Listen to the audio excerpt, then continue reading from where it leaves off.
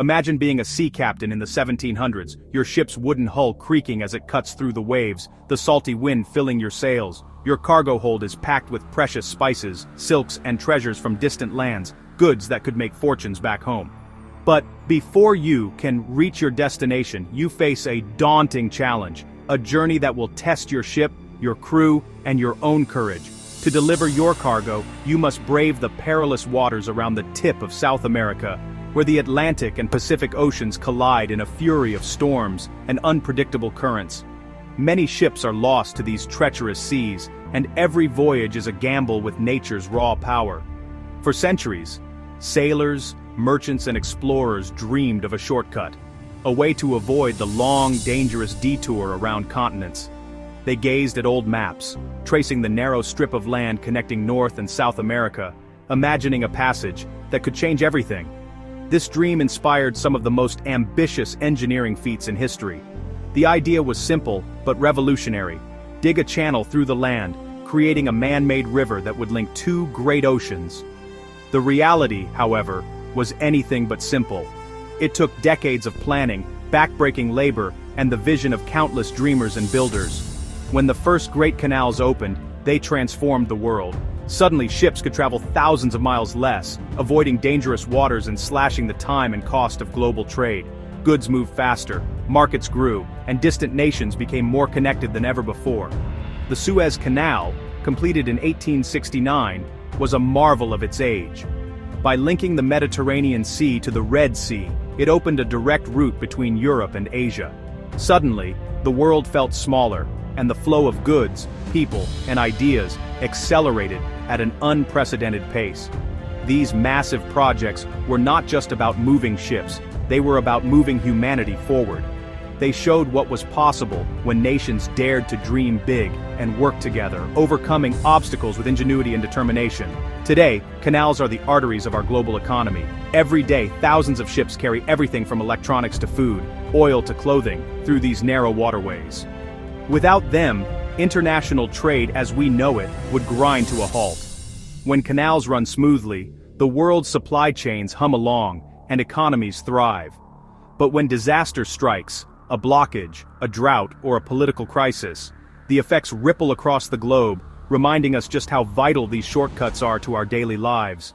The story of canals is the story of human ambition, creativity, and resilience. What began as a simple idea, digging a channel through the earth, has become a powerful force, shaping the way we live, work, and connect with one another in our modern world. The Panama Canal, opened in 1914, stands as one of the most ambitious engineering feats in human history. Carved through dense jungle and rugged terrain, it transformed global trade by providing a direct link between the Pacific and Atlantic Oceans. Before its construction, ships had to brave the long and perilous journey around the southern tip of South America, adding weeks to their voyages and facing treacherous waters. The canal's opening marked a new era, making international shipping faster, safer, and more efficient. Today, the canal remains a vital shortcut, handling about 5% of all global maritime trade. Every year, thousands of vessels, ranging from massive container ships to cruise liners, navigate its narrow channels, carrying goods that power economies and connect continents. The canal's strategic importance cannot be overstated. It is a lifeline for global commerce, saving both time and money for shipping companies and consumers alike. For example, the journey from New York to San Francisco is reduced by nearly 8,000 miles, allowing goods to reach their destinations in a fraction of the time. This efficiency has made the canal indispensable to international trade, supporting supply chains that stretch across the world. The canal operates using a sophisticated system of locks, which raise and lower ships as they pass through. This system relies heavily on fresh water from Gatun Lake, a vast artificial reservoir created during the canal's construction. Each transit requires millions of gallons of water, making the canal uniquely dependent on a stable water supply. However, in recent years, climate change has brought severe droughts to the region. Rainfall has become unpredictable, and water levels in Gatun Lake have dropped to historic lows. This scarcity of water threatens the canal's ability to operate at full capacity, putting immense strain on this critical artery of world trade. To cope with these challenges, authorities have imposed restrictions on the number and size of ships allowed to pass each day. As a result, long queues of vessels now wait for their turn, sometimes for days or even weeks. These delays ripple through the global supply chain, causing shortages, price increases, and uncertainty for businesses and consumers worldwide. Some shipping companies faced with mounting delays and costs have begun seeking alternative routes. This often means taking the much longer journey around South America or exploring new overland and Arctic passages, each with its own risks and challenges. The ongoing drought and resulting disruptions at the Panama Canal have exposed just how vulnerable our interconnected trade networks are. Ports around the world are feeling the impact, with cargo piling up and schedules thrown into chaos. As the world faces an uncertain climate future, the urgent need for a reliable alternative, a new path between the oceans, has never been clearer.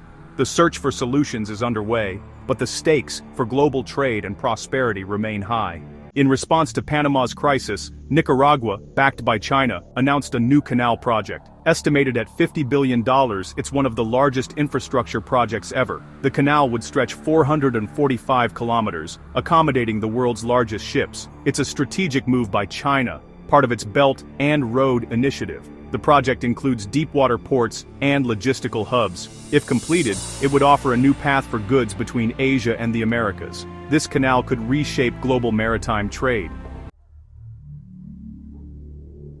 Central America is buzzing with new trade route projects. Mexico's interoceanic corridor is a dry canal, a rail and highway corridor connecting two ports. It's a $50 billion project, creating a manufacturing and logistics hub. Honduras plans a dry canal, linking its coast with highways and a potential railway. These projects offer alternatives to the Panama Canal, modernizing infrastructure and boosting economies. Dry canals avoid environmental challenges of water-based canals.